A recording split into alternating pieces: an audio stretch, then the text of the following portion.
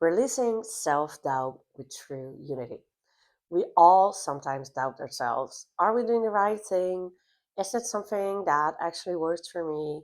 Am I not biting off too much? And is this really workable for me? And that's normal, but sometimes self doubt becomes such a huge blockage. It might be because we have a large critical voice, which I have a 3 minute video about. It might be because our self doubt fuels our littleness, which you can also do the true unity healing for.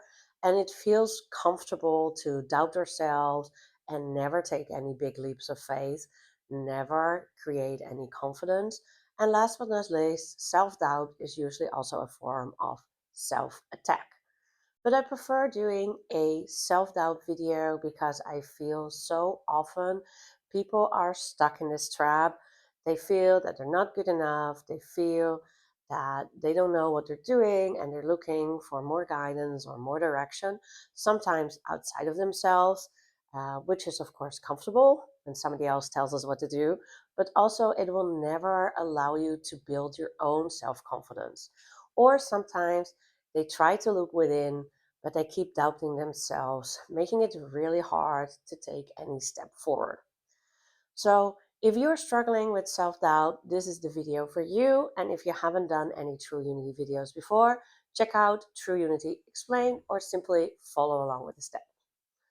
Of course, I have struggled with self doubt as well because it's quite normal to sometimes wonder, am I able to do that?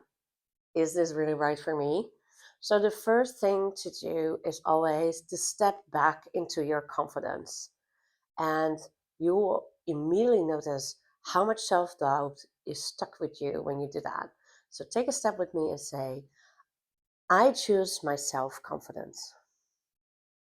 And if you're self confident, you will feel pretty strong. You might notice only a little bit of swaying. You might notice maybe a blockage in the head area when you worry a bit too much, or maybe on your shoulders when you feel you might be taking on too much or too little, or you might feel overburdened.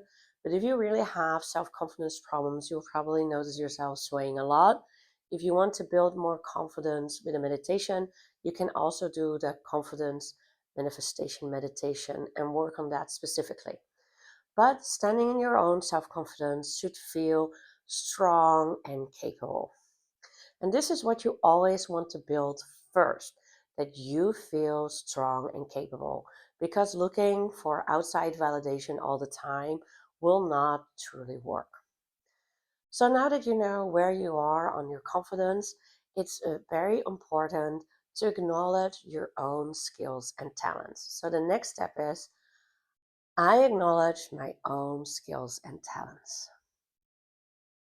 And when you step into that, you might get some inspiration about things you're good at. You might hear some guidance from higher power telling you where you need to go or what you need to do or with whom you need to connect. When we're honest about our talents and our skills, we do not have to doubt ourselves. And last but not least, if you want to go and make sure that your self doubt is growing less and less every day and getting smaller and smaller, it's always very good to do listen to guidance for higher power. And whether that's God, the universe, higher power, whatever you feel comfortable with, guidance will help you always to grow, to become a happier and healthier and better person. And self doubt has no place then. So take a step with me and say, I choose to listen to guidance. I choose to listen to guidance. And in this step, you should feel the warmth and the joy of knowing that you never have to do it alone. And that when you're doubting yourself, there will be always higher power believing in you. So make sure that you regularly remember that higher power believes in you. And if you like this video, don't forget to like and subscribe or send it to somebody who you feel needs to know that you believe in them.